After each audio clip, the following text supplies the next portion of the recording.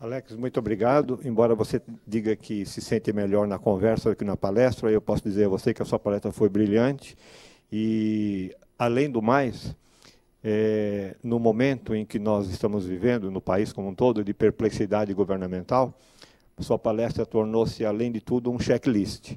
Eu acho que quem quiser entender um pouco mais o que está acontecendo, e são poucas pessoas que estão entendendo o que está acontecendo, tem na sua palestra uma referência muito importante, muito interessante, e nós estamos muito orgulhosos de que você tenha passado essa experiência, vivido, e embora você deva ter causado nos seus pais um terrível estresse, eu acho que nós todos somos muito orgulhosos. E o nosso objeto, a sua última fala aí, foi que a ideia de fazer um ecossistema de pessoas criativas, né, de pessoas empreendedoras, essa também é a nossa ideia do InovaDay, é fazer um ecossistema de funcionários públicos interessados na inovação, além do limite burocrático que a tarefa de cada um lhe impõe.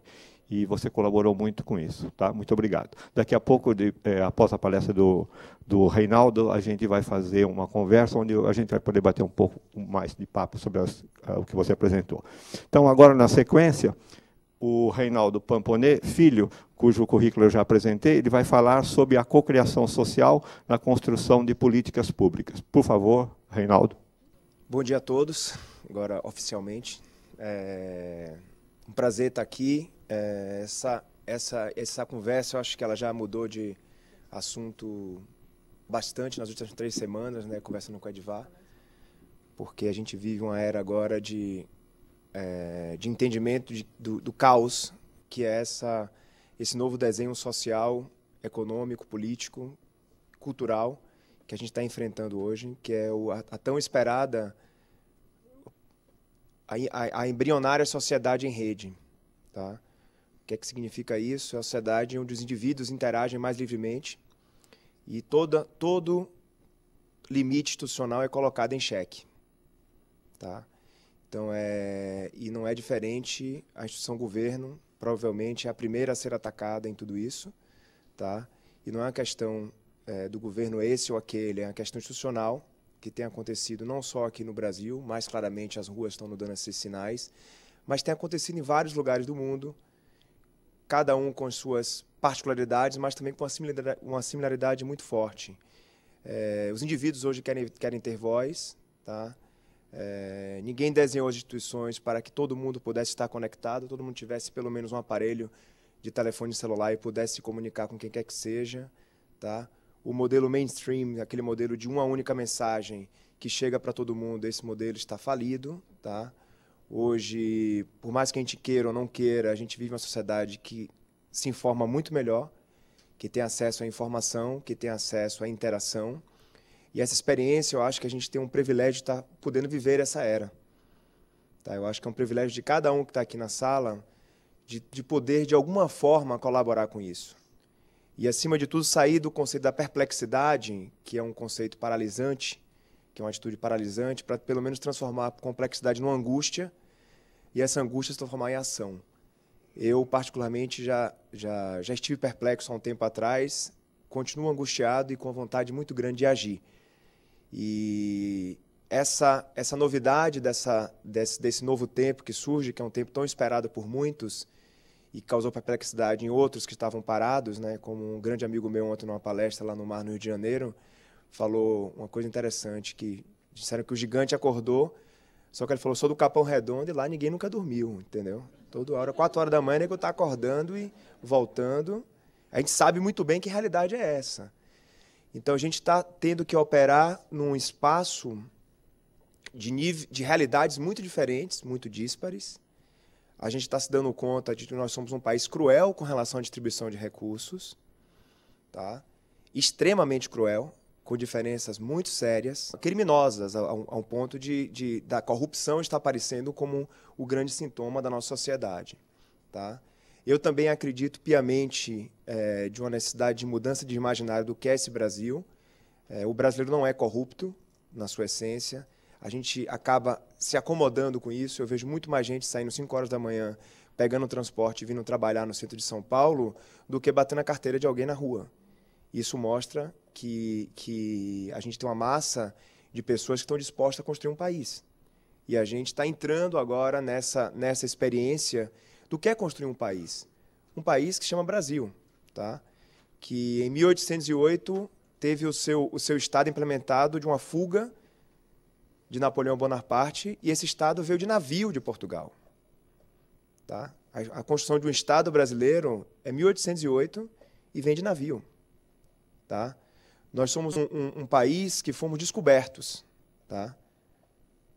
E tem um nome chamado Brasil, que era um pau-brasil, que era uma frustração, porque vieram procurar ouro e encontraram o pau-brasil. Isso nos deu o nome do país. Então, nós temos símbolos na nossa... nos colocam num estado muito submisso. Tá? E eu acho que a gente precisa repensar isso tudo. Porque nós somos um país de dimensões continentais, riquíssimo, temos tudo, temos água, temos ar, temos povo, temos criatividade, temos diversidade, temos beleza, temos alegria, temos um país, tá? E que eu acho que está na hora da gente começar a olhar o que a gente tem, não o que a gente não tem. Está na hora de parar de olhar para fora e olhar para os Estados Unidos, para Nova York, para São Paulo, que é uma cidade que sempre se influenciou muito por Nova York, e olhar um pouco o que está acontecendo aqui. E o que é que vocês têm a ver com isso? Né? Eu vim muito preocupado, assim, eu vim compartilhar responsabilidades também, né? Porque ficar aqui falando blá, blá, blá, blá, blá, é uma coisa meio que não vai gerar muita coisa. A rua está dizendo o seguinte, nós queremos dialogar. Tá? A rua não está querendo só ter uma relação com o Estado de 4 em 4 anos na eleição, botar um voto e rezar para aquele contrato que foi falado na propaganda política seja realizado em 4 anos, e a resposta é: não está acontecendo. Tá? Os sistemas institucionais estão bloqueando uma interação e uma flexibilidade desse Estado para atender a demanda do público. Tá? Isso não é um problema brasileiro, aconteceu na Espanha, está acontecendo na Grécia, aconteceu na maioria dos Estados europeus. A Europa é em si hoje uma grande mestra para a gente, como foi referência durante muito tempo na nossa academia, e alguns referenciais subjetivos para a gente. A Europa acaba sendo hoje uma grande mestra para o mundo todo, que é o início da falência do chamado welfare state, né? O estado de bem-estar social. Dentro dessa loja que está aí, ele corre um sério perigo de falir. Tá? Os custos do governo com relação a custeio, a custo institucional, se tornam inviáveis se a gente não realmente pensar numa reforma em todos os sentidos, tanto política como tributária, como institucional, de uma forma geral. Tá? E eu acho que a gente aqui está sendo chamado a co-criar esse mundo novo, criar junto. Tá? O que as ruas hoje estão colocando e o que alguns momentos São Paulo mostrou para o Brasil, uma vontade muito grande de construir alguma coisa com muita seriedade e muita serenidade. Quem estava lá na passeata daquela fatídica segunda-feira, que a imprensa insiste em dizer que foram 65 mil pessoas, e eu, como bom baiano, que já vivi muito Carnaval da Bahia, que tem 2 milhões de pessoas na rua, tinha pelo menos 1 milhão de pessoas na rua ali, fácil. Tá? Pelo um pouco da experiência de quem tem convivência um pouco com multidão. E eu não vi uma pessoa celebrando, eu vi as pessoas vibrando em torno de um ideal comum. Ninguém estava bebendo cerveja, ninguém estava se alterando, mas a alegria estava no ar sem um gole de cerveja. O que o povo estava embriagado era com um país novo, com um sonho que estava sendo desenhado naquele momento, numa segunda-feira, que sai do Largo da Batata. Eu acho que essa imagem é uma imagem que eu acho que é uma imagem inspiradora para todos nós, tá? E também é uma imagem que mostra que é possível. Tá? Independente de dizer, porque tinha que o ser humano tem que ser dividido em classe econômica. Tá? Eu quero saber quem está realmente com o coração vibrando em torno da evolução do indivíduo e do projeto que a gente tem de humanidade, de colocar o ser humano no centro do desenvolvimento social e de um olhar para o outro como um ser igual a você mesmo, tá? Que estão em momentos econômicos diferentes e que a gente precisa aproximar, não separar. Eu acho que a discussão esses rótulos de diferenças que o Brasil se acostumou, eu acho que é uma coisa que a gente precisa se ver livre. Porque o gueto nunca foi capaz de gerar transformação. Como diz algum dos meus trabalhos, quando a gente começou a fazer, e a minha experiência de longas datas aí de fazer transformação social, deixa muito claro nessa sociedade em rede, que é uma coisa que é importante, que é um ditado muito, muito importante, principalmente no âmbito econômico, é que o pobre é pobre porque só tem amigo pobre. E o rico é rico porque tem amigo rico. Como é que a gente muda isso? Vai continuar falando, classe A, B, C. A gente tem que botar todo mundo misturado. Vamos começar botando o pessoal para interagir um com o outro, para que essa mudança comece a acontecer. A gente tem que misturar. E nós somos um país da mistura. Essa invenção de que nós somos isso, aquilo outro, é um problema muito sério, porque se tem uma vantagem que nós temos como brasileiros, é que nós somos misturados. E nós também temos que ter misturado no ponto econômico também. Porque senão a gente vai ter problema lá na frente. Porque ninguém quer ficar fora do jogo, tá certo? Hoje você vê uma novela em rede nacional onde uma comunidade dita carente, mas com menos privilégio econômico, mas com virtudes extremamente incríveis, que já foi falado aqui, e o que eu acho que é importante desse processo é que lá há um sonho de consumo, né? Interessante porque você vê todo mundo é rico ali, né? O modelo de atuação é uma comunidade que tem carências econômicas, mas é carrão, roupas de marca, festas, consumo exacerbado, e a nossa juventude olha aquilo e fala, pô, eu vivo num lugar desse, mas não tenho nada disso. Como é que eu faço? É de uma irresponsabilidade muito séria isso, a gente tem que pensar sobre essas coisas. Tá? O povo está sendo estimulado a fazer isso. Tá? Tem uma questão que diz que o povo começou a consumir. Né? Que bom! Quem não tinha condição de consumir no Brasil está consumindo. E está começando a entender o que é consumir. E está exigindo do governo melhor saúde, melhor educação, melhor transporte. Tá? Diziam no Brasil que o brasileiro não sabia fazer conta decimal. Né? Não, o Brasil não sabe fazer matemática, não. Não sabe? O 0,20 parou São Paulo, né? Então, isso é importante, são grandes sinais. Eu vejo isso como um momento histórico para o nosso país. Tá? Só que essa realidade tem que chegar, tá certo? Tem que sair daqui do grande centro de São Paulo e chegar na Zona Sul, tá? Tem que chegar na Pedreira, tem que chegar na Zona Leste, tem que chegar no Jaçanã, tá? Tão cantado e tão esquecido, tá? Nesses lugares que emerge uma nova realidade, uma construção de uma nova realidade. E gente que trabalha, gente que está botando o filho na faculdade com muito esforço, tem um Brasil novo sendo desenhado. E que é aquela coisa, a gente vai olhar o quê? O copo meio vazio ou o copo meio cheio? Isso não é um ditado, não é uma conversa meio piegas, não. A gente está no momento hoje do copo meio vazio ou copo meio cheio. A gente vai contar com o quê? A gente vai discutir o que a gente não tem ou o que a gente tem.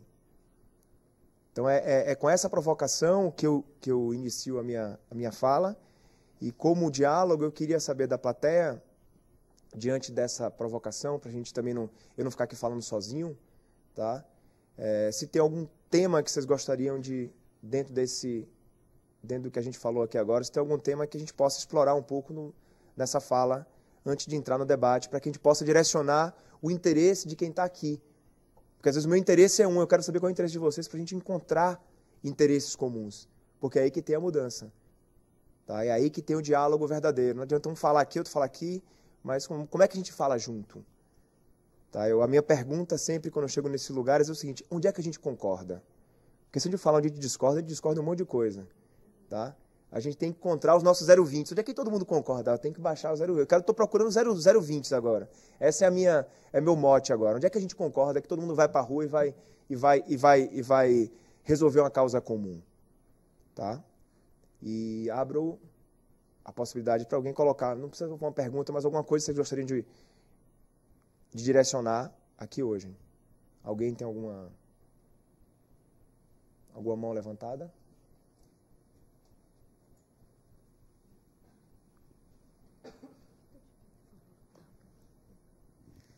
Bom dia, meu nome é Raquel, eu trabalho na Secretaria de Desenvolvimento Social e por isso que eu vim aqui hoje com esse interesse grande nessa temática de transformações sociais. Então, eu acho que o foco melhor para a gente abordar seria esse, do ponto de vista dos servidores, como eles podem atuar para fazer essa transformação social, de fato. Porque a gente tem muitos programas, muitos projetos sociais, e isso muda de acordo com as questões partidárias frequentemente, Então, às vezes, é difícil a gente manter uma linha de raciocínio e ela, né, e esperar essa transformação ocorrer, porque sempre vem um projeto novo, um serviço novo a ser colocado dentro da secretaria ou né, das sociedades, de uma forma geral. Então, acho que o enfoque, acho que é nisso que a gente concorda bastante, tem que ter essa transformação e essas igualdades que a gente abordou aqui. É isso, obrigada. Obrigado a você. Alguém mais?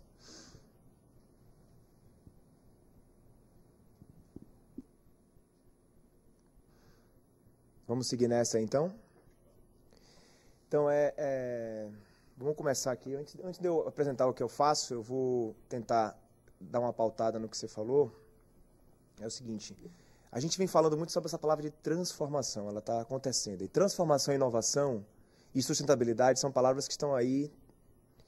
Eu tenho muito medo do uso não correto desses termos, tá? Eu acho que, de alguma forma, quem está aqui dentro, no momento que você vai falar alguma coisa como essa, a gente tem que ter cuidado com as palavras que a gente usa, para que ela venha com um nível de compromisso, tá? Porque, se você for ver, transformação envolve uma ação transformadora. Não é um discurso transformador. Inovação, tudo está ligado a uma ação, tá? E a gente tem que tomar muito cuidado para não virar jargão, da gente ter a sensação, ocupar espaços simbólicos na sociedade, espaços imaginários na sociedade, e não agir. Porque a gente começa a achar que a coisa está acontecendo e não está acontecendo. Aí o grau de frustração é maior. Eu sempre venho falando, transformar, tá, envolve uma questão extremamente séria. Porque ela envolve uma atitude que tem um quê de radicalidade, que nós morremos de medo disso. Tá? É radical como uma questão que vem enraizada para uma nova realidade. Tá? É isso que está acontecendo. Mas a pergunta que eu faço é a seguinte, a dificuldade é como a gente faz isso. Tá? Eu acho que a gente vem se preocupando muito em encontrar soluções. Qual é a solução? Solução. Esse é um discurso comum também. E eu, na minha experiência, na minha humilde experiência, diria para você o seguinte, não existe solução. Numa sociedade caótica, em rede, essa sociedade que muitas vezes se fala, que é uma sociedade em beta, que está eternamente em construção, bem-vindos à sociedade dos seres humanos, que nós estamos sempre aprendendo. Hoje nós vamos sair daqui diferente do que éramos ontem e amanhã vamos ser diferentes de novo. Se assim a gente usa o nosso espaço e o nosso tempo para aprender. Porque aprendizado não é uma coisa de escola. Você aprende até o último suspiro. Tá? A aprendizagem não é meio, é fim. A gente está aqui para aprender até o último suspiro. Quem perde essa oportunidade deixou de ser humano. Né? Porque essa é a divindade que nos foi dada e que a gente precisa exercer esse direito divino, que é evoluir todos os dias até o último suspiro. Então isso faz com que solução não exista, na minha forma de pensar. Porque a gente é um sem informação até o último dia. A gente nunca está pronto. Tem sempre um desafio novo. A gente tem que estar sempre preparado para encarar os desafios. Essa é a primeira experiência que eu tenho de navegar no caos, que é aquela sociedade onde o comando e o controle começam a perder o sentido. E aí os ideais comuns começam a fazer sentido. E aí partidos políticos, empresa, instituições que detêm um poder sofrem uma determinada pressão, tá? Para se renovar ou agir rapidamente a uma demanda, ou seja, servir ao interesse comum. A partir do momento que a instituição passa a ser uma pessoa jurídica ou física, você como uma instituição também, a serviço do interesse comum, a gente começa a caminhar na transformação social. Tá? Ninguém está preocupado com o interesse do partido X, A, B, C, ou D, ou D, ou D.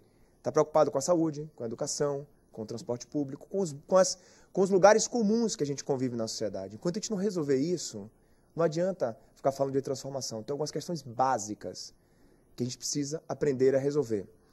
E o desafio que a gente tem é quando a gente pensa só em solução, eu acho que a gente devia trocar essa palavra por o que eu chamo de possibilidade. Sabe aquela coisa? Você está caminhando, abriu um espaço, vamos caminhar. Abriu um espaço, vamos caminhar. Abriu outro espaço. E a gente continua caminhando com espaços abertos, um olhando para o outro, aprendendo, dialogando.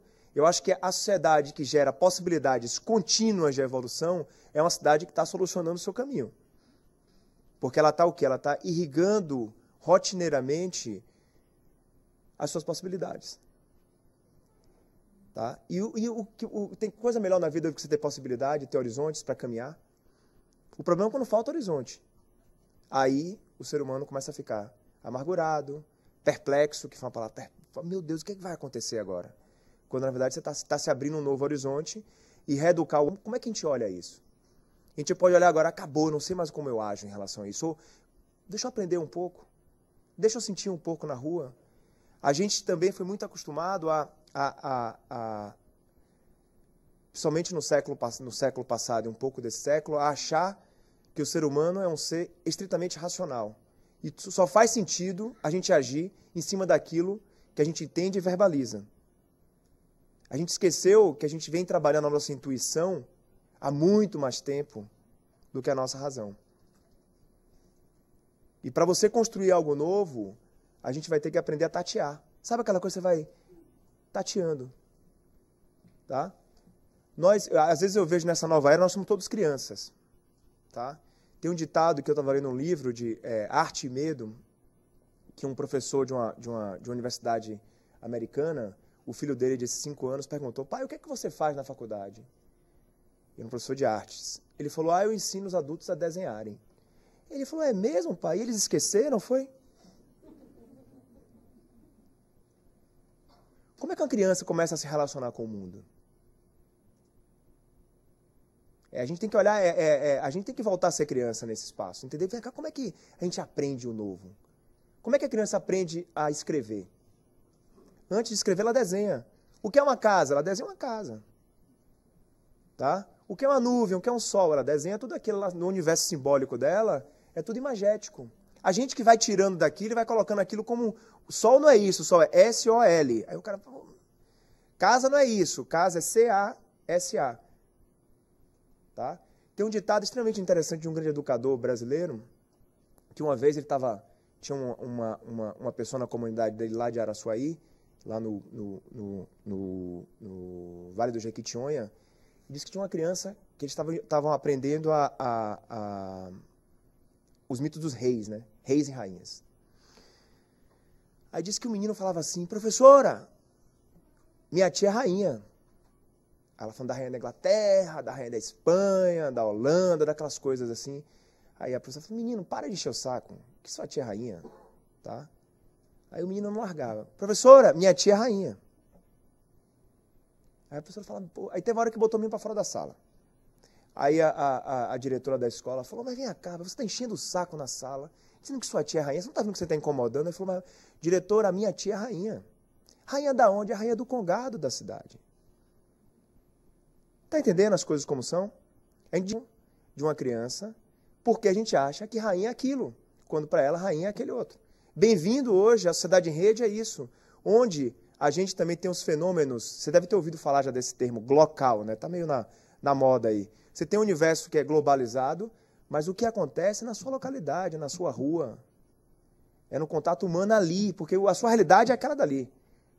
Essa ideia da gente se preocupar, nada contra, mas quantas pedras o palestino jogou no israelense.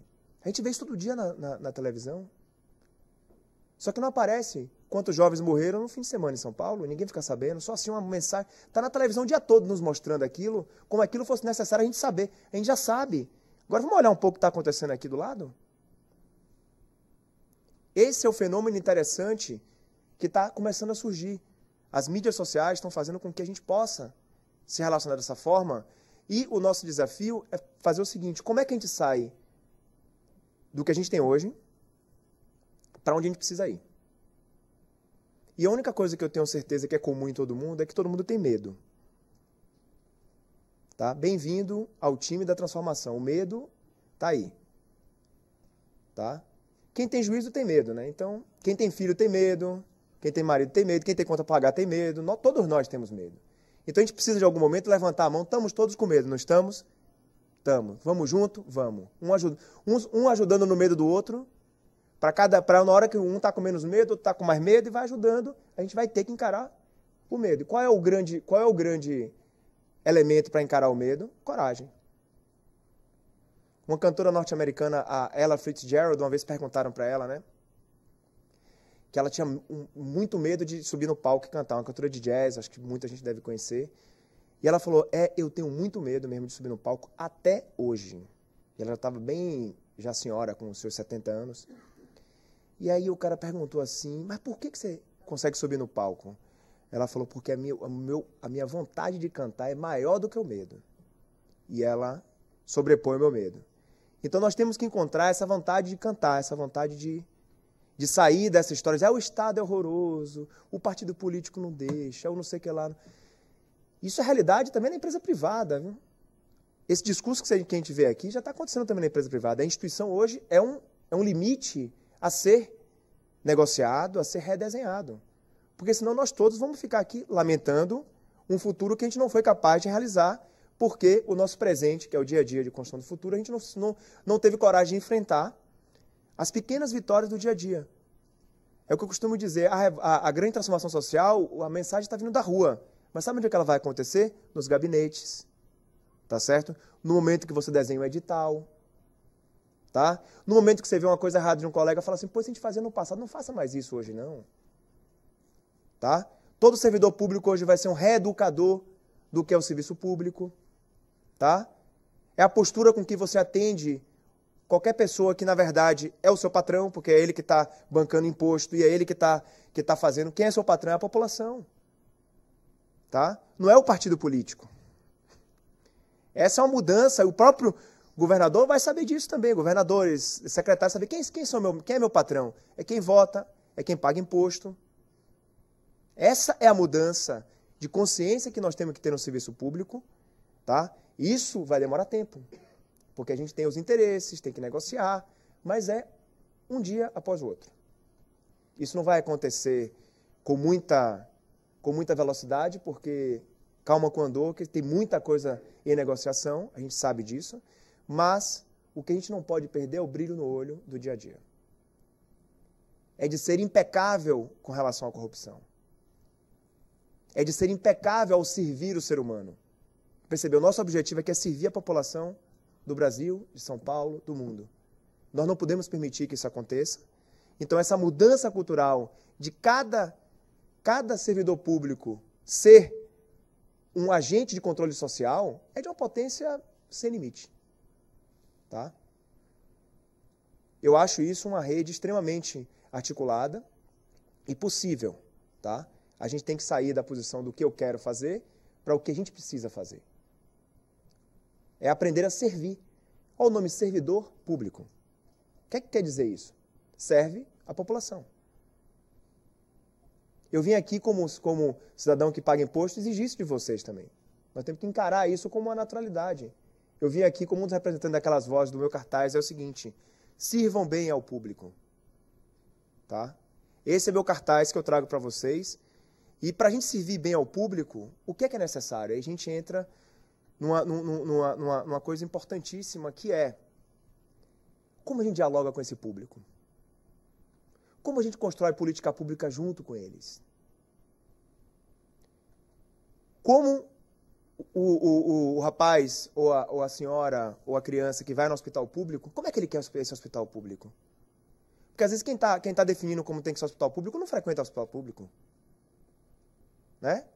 Fala da escola, mas convive em casa com os filhos que estão em escola particular, não sabe como é a escola pública. Então você tem aí contrata uma consultoria. Né? A consultoria de quem é? Dos caras também que estão na mesma realidade. São amigos deles, de novo, rico só contrata rico. Então começa o negócio, né? E fala, pô, tá todo mundo falando e daqui a pouco constrói-se uma coisa que não tem nada a ver com que realmente não vive. Não tem uma vivência, não tem um entendimento efetivo do que significa aquilo. Só que aí qual é a grande novidade? A gente hoje tem tecnologia. Tem todo mundo, ó. Todo mundo tem hoje uma coisinha como essa aqui, tá? todo jovem hoje na periferia, principalmente de São Paulo, consegue entrar em qualquer tipo de conexão online, tá certo? Hoje, ao mesmo tempo, nós estamos precisando reinventar tudo isso, a forma como a gente trabalha. E é por isso que eu estou aqui para mostrar para vocês como é que a gente pode fazer, pelo menos, de novo aqui. Não estou aqui com proposta de solução, longe disso. Assim como a gente vai ter que se acostumar a uma sociedade que todo mundo está no jogo, a gente vai ter que se acostumar com milhares de possibilidades. Isso aqui é uma possibilidade concreta, tá? E que eu vou apresentar para vocês, tá? O nome é um nome em inglês, tá? Que significa It's Noon, que diz respeito ao sol do meio-dia. Por que isso? É o momento onde ninguém faz sombra para ninguém. Eu acredito muito na questão de que a gente vive uma sociedade hoje que cada um vai ter que encontrar o seu espaço, não ficar na sombra de ninguém, encontrar que você pode brilhar dentro do que você é. Tá? Esse é o chamado inicial da história. Tá? E a gente promove o que a gente chama de chamadas criativas, que é convocar a sociedade para construir junto ou resolver problemas, tá? Que antes eram resolvidos no gabinete, hoje a gente pode resolver numa rede, onde as pessoas dão ideias para que a gente consiga resolver questões reais do nosso dia a dia. É isso que a gente faz. A gente chama as pessoas para usarem a sua criatividade, e essa criatividade é expressa de que forma? Ou informação. O que é que você acha disso? Eu acho aquilo. Já deu uma solução. Isso é criar. Aprender a pensar para resolver um problema. Tá? Ou então, você hoje tira uma foto, faz um vídeo. Então, a gente coloca uma pergunta, tá? E convida as pessoas a responderem em formato criativo. Tá? Hoje são mais de 25 mil pessoas nessa rede. Nós, no Brasil todo, nós fizemos mais de 200 chamadas e temos um acervo de muito mais de 40 mil respostas dentro dessa rede. É uma rede brasileira e criada por um grupo de brasileiros, que eu me incluo nesse grupo. Tá? São 25 pessoas aí de todas as suas particularidades, com seus desejos, do sertão do Cariri, a comunidades ribeirinhas da Amazônia, ao Capão Redondo, tá? ao Leblon, no Rio de Janeiro, ao Chuí, tá certo? A Porto Alegre, ao Pelourinho, na Bahia, a Recife, ou seja, praticamente todos os lugares. Brasília também, né? Estamos lá em Brasília, tem que representar nessa Mato Grosso, ou seja, a gente tem gente em todos os estados brasileiros, uma diferença, um equilíbrio muito grande entre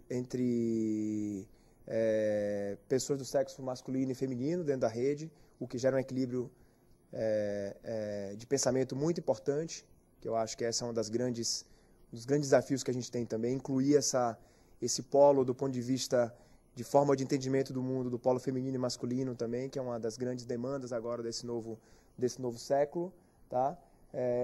Sua grande maioria entre 18 e 40 anos, e são pessoas como nós, tá? Porque a gente sempre foi acostumado a ser educado para ser diferente, né?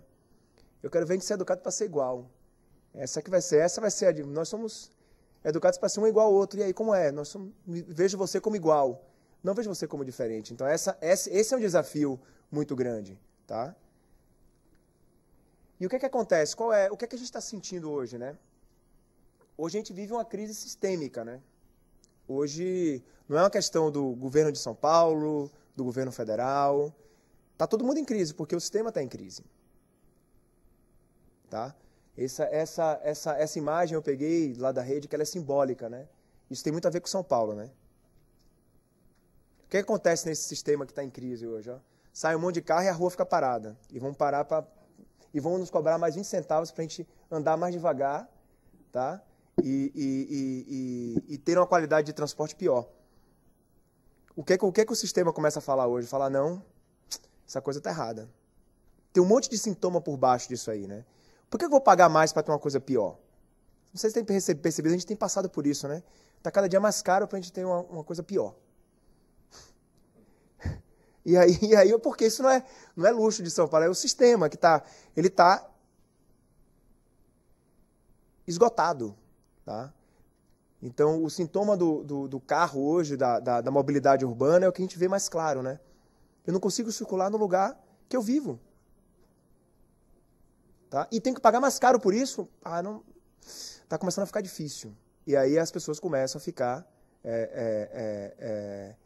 angustiadas nesse sentido, porque eu vou trabalhar muito também dentro do âmbito econômico aqui, né? Para mim, um ponto que é fundamental, que muitas vezes não se discute, tá? Se discute questões políticas e esquece de discutir a economia. Tá? Hoje, o sintoma mundial do que foi intitulado como globalização, é a economia mandando na política, na sociedade. Tá? E os interesses econômicos, na sua grande maioria, são interesses privados, de capital, muitas vezes internacional, que tem muito pouca preocupação com o que acontece numa localidade. Porque o objetivo dele é sustentar um sistema financeiro que já foi desenhado para isso.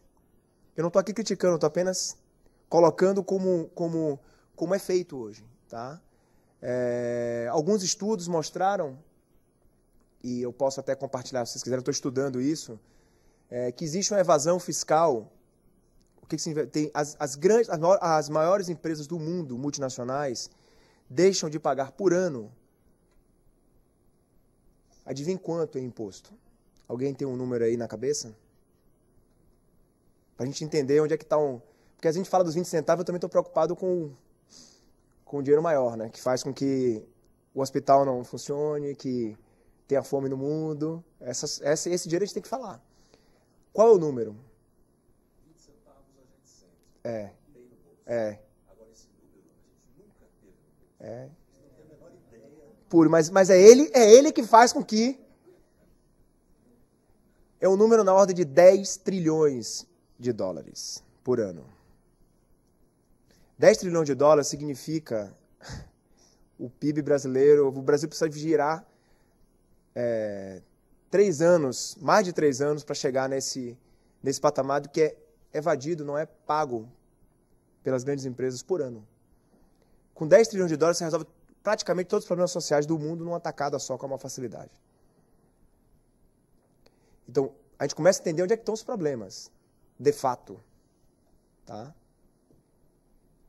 Então, isso é fundamental, que a pergunta que eu sempre coloco é o seguinte: se hoje a economia é que manda na sociedade, eu quero estar bem na economia. Todo mundo hoje quer ter seu dinheiro no bolso.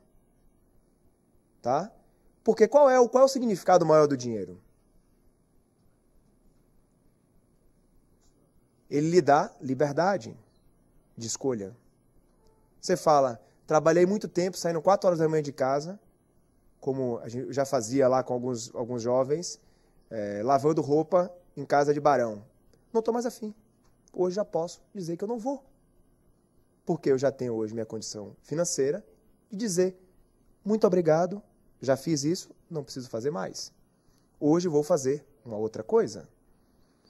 Então, essa opção de escolha hoje, tá, nessa divisão de quem faz o que no trabalho, vai ser uma grande discussão mundial. Tá? Por que eu tenho que fazer esse trabalho que ninguém quer fazer? E tenho que ganhar pouco? Porque eu nasci no Capão Redondo? Porque eu nasci... Eu já estou correndo, saindo fora disso aqui, meu amigo. Estou me organizando e vou sair disso aqui. E a discussão é econômica. Tá?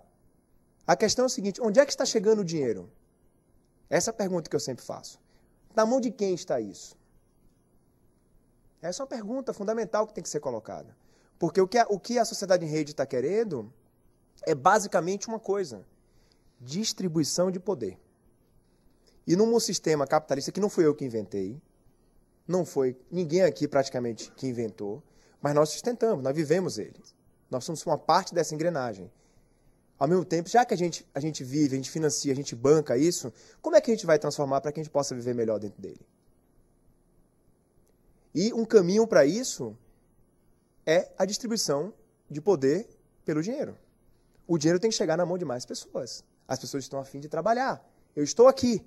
Tá? Não faz sentido você ter os jovens que moram em situações desprivilegiadas no Brasil não terem a chance de colocar sua voz e se desenvolverem profissionalmente.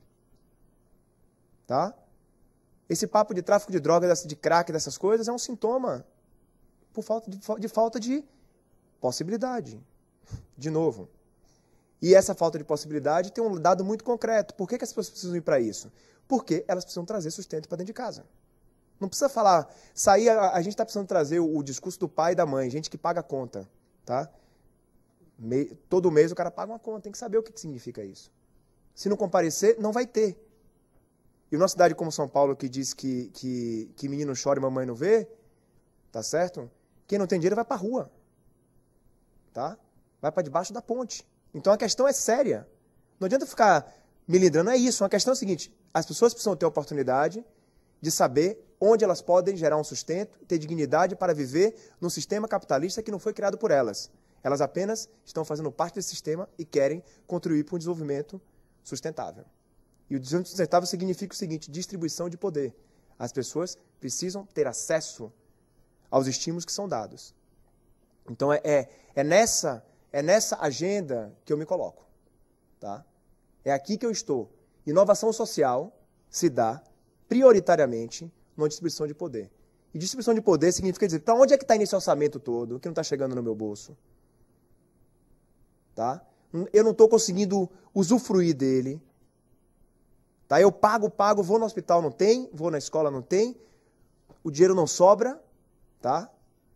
Para eu ir num cinema que eu queira, para levar meus filhos, não dá, as pessoas precisam também ter um componente fundamental dessa liberdade, que é você ter tempo para se divertir também.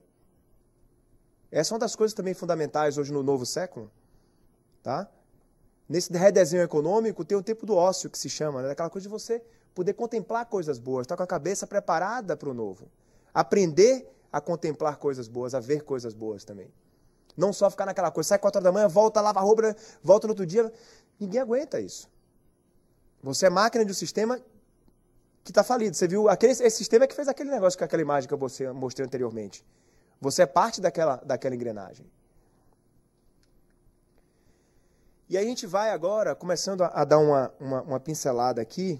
Isso aqui tem... Não tem não, né?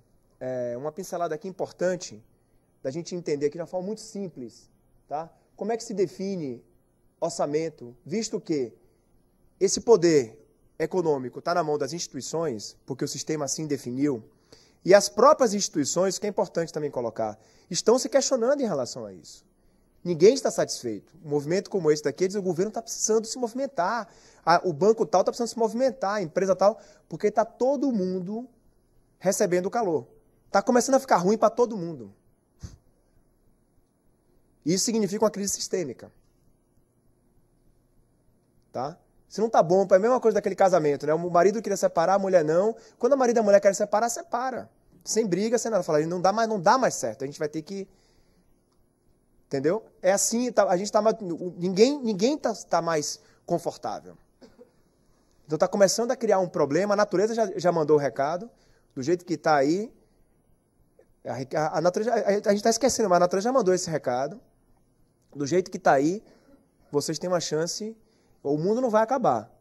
Tá? A natureza já falou isso. Talvez vocês não façam parte desse mundo que vai continuar. E vocês têm uma chance de optar. Tá? Não sei se vocês viram, São Paulo é uma cidade hoje que tem 2 metros quadrados de árvore por habitante. Tá?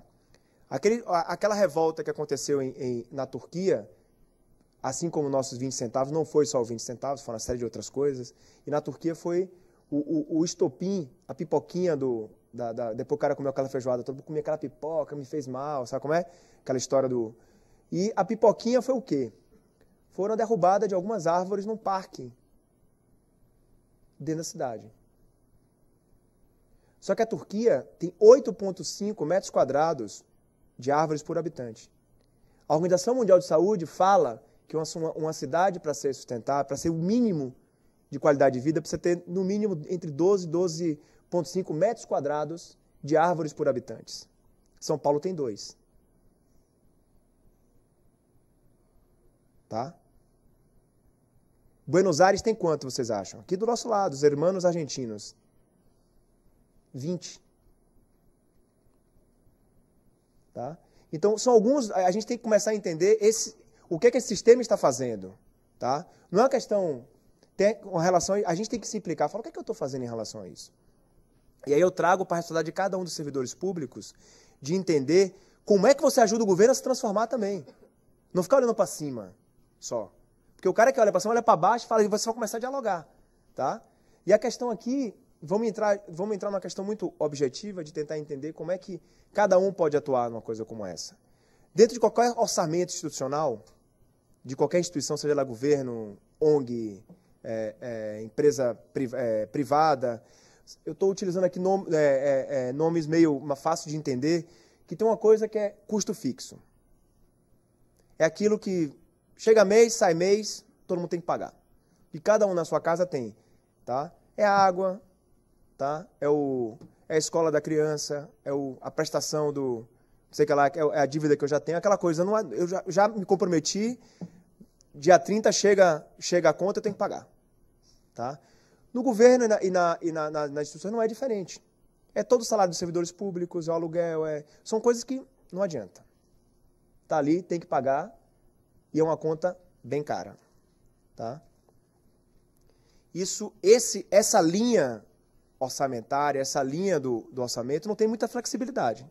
Ou seja, ela tem praticamente zero de flexibilidade. A única flexibilidade que se teria nas instituições privadas é mais fácil porque o cara demite um monte de gente, tá? E reduz o custo. No governo, não dá para demitir um monte de gente. Então ele carrega esse custo e tem... Todo o sistema já montou uma forma que isso é praticamente quase uma bomba relógio se dentro desse modelo não tiver eficiência. Tá? Não vou falar sobre isso aqui. Essas são reformas políticas, isso aqui são reformas estruturais que são muito mais sérias, que precisam ser pensadas e feitas com muito cuidado, tá? E com olhar cirúrgico, porque tem um monte de implicação isso aqui. Não é uma coisa tão simples. Tá? Mas precisamos olhar isso aqui. Tem uma outra linha, em qualquer orçamento, que é aquela linha de contratação. Contratação de terceiros. Tá? Eu vou fazer agora, eu quero fazer uma pesquisa de entender o que é que o povo quer em relação a isso. Contrata a empresa de consultoria, ele traz uma resposta, a gente apresenta para o secretário, para o governador e fica todo mundo... Aqueles formatos tradicionais, instituição falando com instituição. Geralmente é assim que funciona. Tá? Aí tem flexibilidade.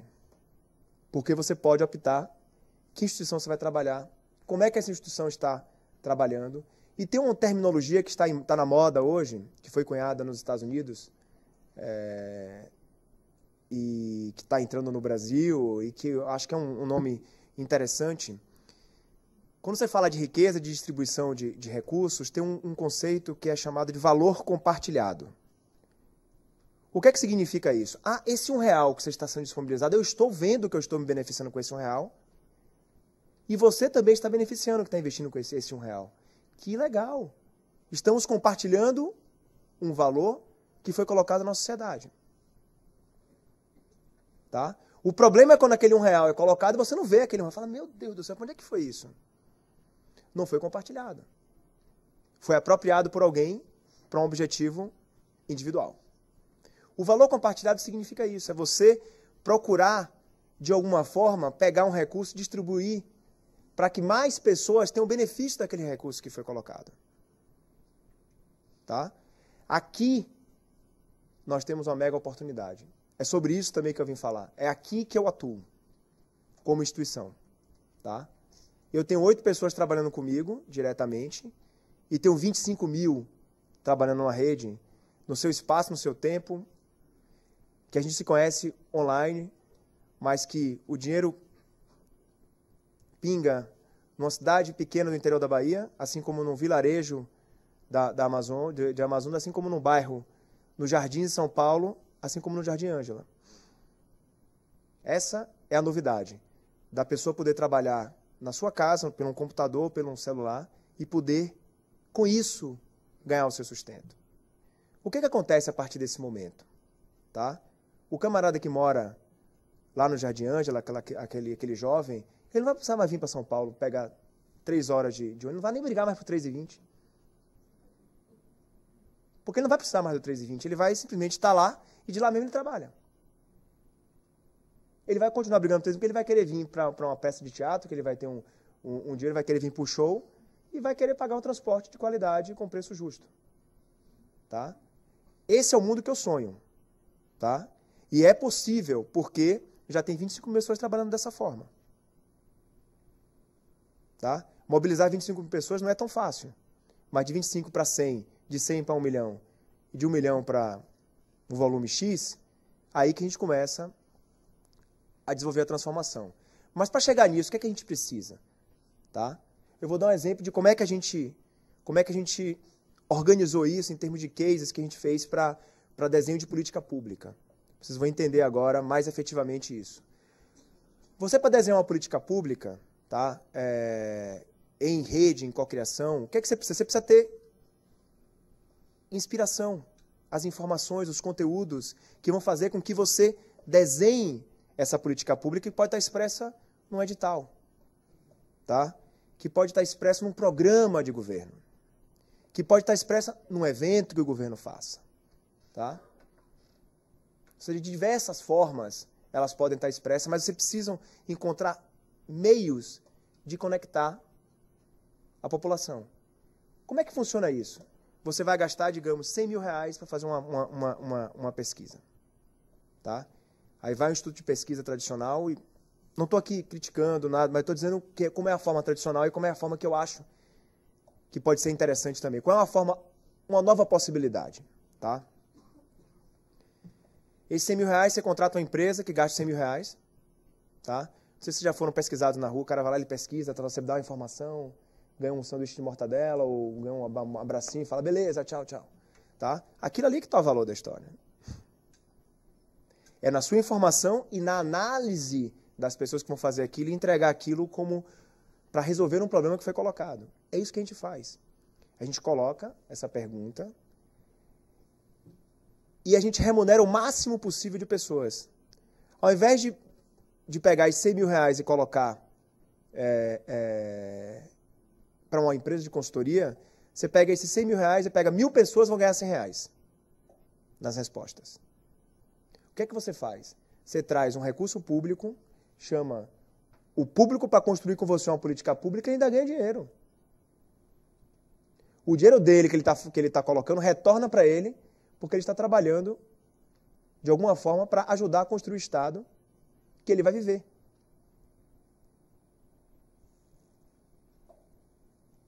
Isso é possível. Tá? Já imaginou um governo que vai construir as suas políticas públicas, gerando renda distribuída para a população participar e construir junto? Tá?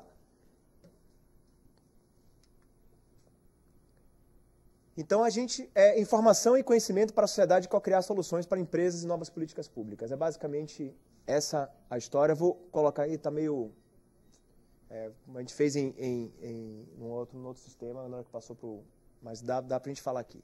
Por exemplo, o pessoal uma das pessoas do Comitê Olímpico estavam querendo entender qual o legado da Olimpíada para a população do Rio de Janeiro. O que é que a Olimpíada vai deixar? Tema bem propício, né? A gente fez esse trabalho esse ano e estava tudo antecipado do que está acontecendo aí. Foi bem interessante porque as pessoas pensam que o povo não sabe pensar, mas está tudo lá. Está tudo ali sendo articulado, tá tudo muito claro. Na hora que emerge é porque já passou do limite de tomar uma decisão anterior. Tá? E foi muito interessante discutir qual o legado dessa Olimpíada. Foi uma chamada concluída agora em abril, tá? E aí alguns sintomas, né, interessantes que já apareciam nesse momento. A rede é muito legal, uma rejeição das pessoas para falar sobre o tema. As pessoas, uma certa descrença. Tá? Quando você coloca uma pergunta aberta numa rede, não tem muita conversa fiada, não tem como você emular nada, a verdade vem. Se você abre para cada um colocar o que está colocando, vai ter muita verdade naquilo. E às vezes uma resposta menor é uma grande resposta. Você fala, uau! Não adianta eu chegar e pagar milhões de propaganda para incutir uma única mensagem, que foi a caminho da África do Sul ontem, numa discussão que a gente estava tendo, que o grande objetivo da Copa era qual é a única mensagem. Eu falei, vai ser impossível falar de uma única mensagem. Porque agora a gente está numa sociedade que quer milhares de mensagens. A Copa do Mundo para São Paulo vai ser uma coisa, para o menino de Nova Olinda, no sertão do Cariri cearense, vai ser outra. E os dois são brasileiros, os dois estão pagando essa conta. Então nós temos que entender que não existe uma única mensagem. Isso começou a aparecer, as pessoas querendo colocar a voz, tá? E no final, aí vieram essas imagens, as pessoas começando a colocar, olha aquela imagem. Essa imagem aqui me chama muita atenção, ó. Essa daqui, ó. Olha que imagem esperançosa, uma pessoa se agarrando ao espírito olímpico para fugir do quê? Da violência, tá? Da destruição do crime e das drogas. Tem mensagem mais clara do que isso. Já entendeu? Isso aqui não é... É a criança desenhando. Pai, como é que está a sociedade hoje? A sociedade está assim, ó, meu filho. Tá? A criança vai entender. Nós estamos voltando a ser criança, tem que voltar a imaginar esse mundo. Como é que está esse mundo? Aqui eu sinto e falo, uau.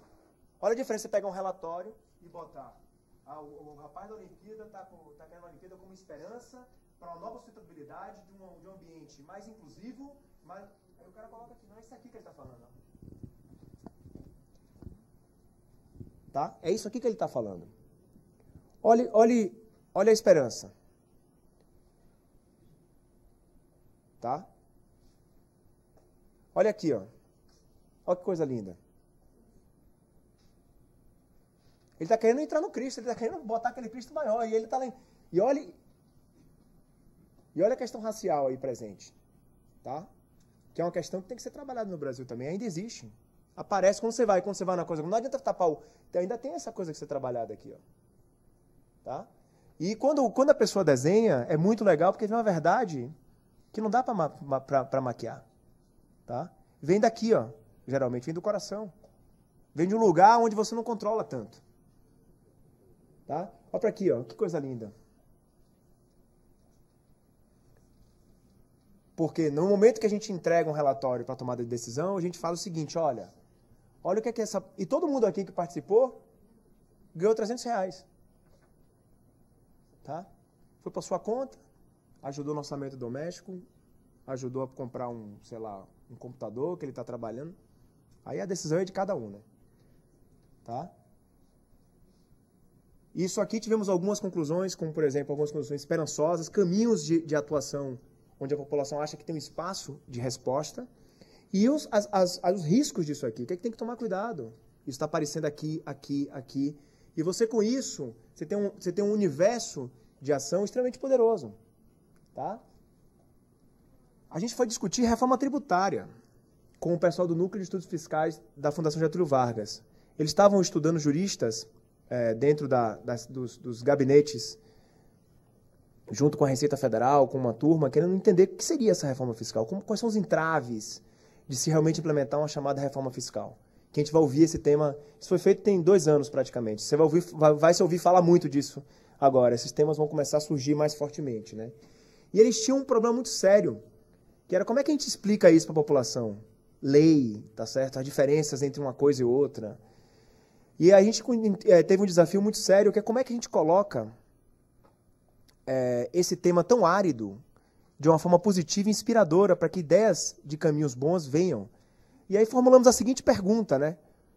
Como o nosso imposto deve ser usado para construirmos o país que sonhamos?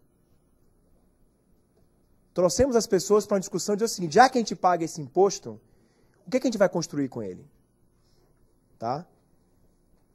E aí vieram os temas absurdos, as coisas engraçadas, os 197 dias que se gastam, 5 meses só para pagar imposto. As pessoas começam a ter consciência e começam a falar, o mote da campanha que eles fizeram foi o seguinte, pague 2 e leve 1. Entendeu? Essa era a mensagem que vinha da cabeça das pessoas quando se falava de imposto no Brasil. Tá? Então, como é que isso está na cabeça das pessoas? Como é que a gente resolve esse problema? Como é que a gente se comunica? Como é que a gente educa as pessoas com relação ao que é tributo? Por que é necessário? O que é que se faz com eles? Aí você vê, ó, aparece o palhaço, né? Toda vez que eu pago imposto, me sinto estranho. É um palhaço, tá? Aí você vê lá aquelas coisas todas. Tem uma certa sátira, tem uma certa... Ó, o imposto aqui, ó. Onde é que ele queria ver o imposto, ó?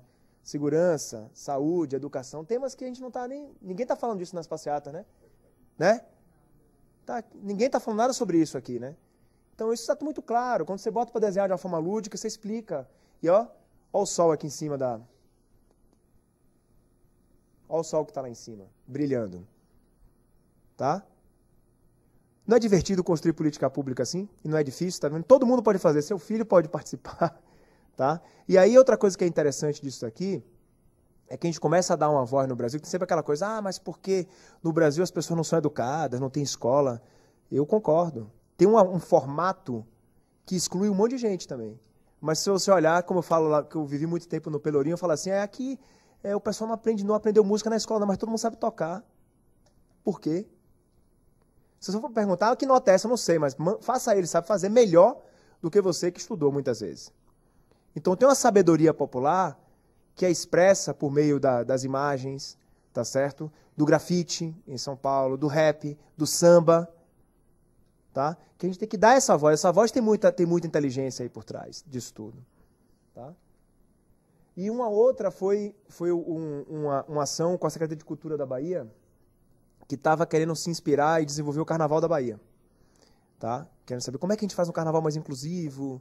Estava tendo brigas muito sérias, né, Alexandre, assim, de entendimento de como é que funciona esse carnaval, essa festa. E aí ele estava querendo saber da população um ato inspirador, que era saber que carnaval você sonha viver na Bahia. Tá? E uma coisa que foi interessante desse processo também é que você fala assim, quando você vai trabalhar do ponto de vista regional, as pessoas geralmente falam, mas só quero falar com os baianos. Eu falei, não, mas tem baianos que não moram aqui, tá? Na Bahia mais, tem baianos que se tornam baianos quando vêm no carnaval, tá? Você vai perder a inteligência de uma rede, de uma inteligência coletiva, fechando geograficamente, essa é outra grande experiência, tá? O Brasil todo pode opinar a respeito de São Paulo, porque o São Paulo está no imaginário coletivo de todo mundo vê, não é só São Paulo que vai falar. Porque você perde uma grande possibilidade de pessoas que não estão no problema trazerem soluções que você não pensou. E foi incrível, tá? Isso aqui, porque depois ele pegou o que o povo está pensando aqui. E aí ele colocou isso como uma discussão, nos fóruns de discussão de cultura. Não foi, eu não estou falando, olha o que as pessoas estão falando. De uma forma inspiradora. Tá? Aí algumas coisas importantes. Um resgate da tradição. Quem conhece um pouco o Carnaval da Bahia aqui é aquela fubica que é tradicional, como começou a questão, que era uma discussão muito séria sobre os grandes caminhões na rua, que faziam barulhos, os trio elétricos que ocupavam o lugar do povo, e uma redução do tamanho dos carros, que foi uma das coisas importantes. Um olhar muito forte para a paz, porque sempre teve isso como objetivo. Aí tem uma questão muito séria, que é a questão dos camarotes que ocupam os espaços públicos e as cordas que limitam a população a brincar o carnaval de uma forma mais democrática. Aqui tem sem camarotes, sem cordas. Então você começa a ter todas essas... Aí você pega as cordas aqui, olha que coisa linda, as cordas, quem conhece a Bahia, as cordas com as fitas do Senhor do Bonfim, tá certo? Aí você pega, você remete isso aqui a isso, aí você começa a ligar as coisas, a paz, com isso aí você começa a entender onde é que estão os lugares comuns que as pessoas estão indo. Do ponto de vista, se você vai formular uma política pública, você tem que pensar isso aqui. Por exemplo, eu vou fazer um edital para o carnaval. Agora, eu vou financiar coisas que tenham caminhões menores do que não sei das quantas, tá certo? Sem corda, e que não trabalhem projetos violentos, porque a população está querendo ter um pouco mais de tranquilidade. Estou dando só um pequeno exemplo de como você conseguiria implementar isso do ponto de vista do incentivo governamental para uma política pública. Tá? E aí aqui tem um outro, né, que aí é uma discussão mais simbólica, né, que é o que é riqueza para você, tá? Que é uma ação importante, qual a percepção das pessoas sobre a riqueza, sobre sua relação com o dinheiro, tá? E aí as pessoas começam a se expressar dessa forma. E é isso, não precisa nem de 10 minutos, hein? Então, obrigado, pessoal, era isso, basicamente.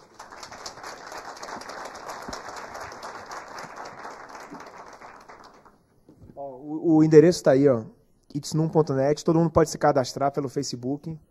Conto com vocês lá, seus filhos, os filhos dos seus filhos, os amigos, tá? Divulguem aí para a gente tentar construir essa dinâmica nova aí de se relacionar com as informações e conteúdo. Obrigado.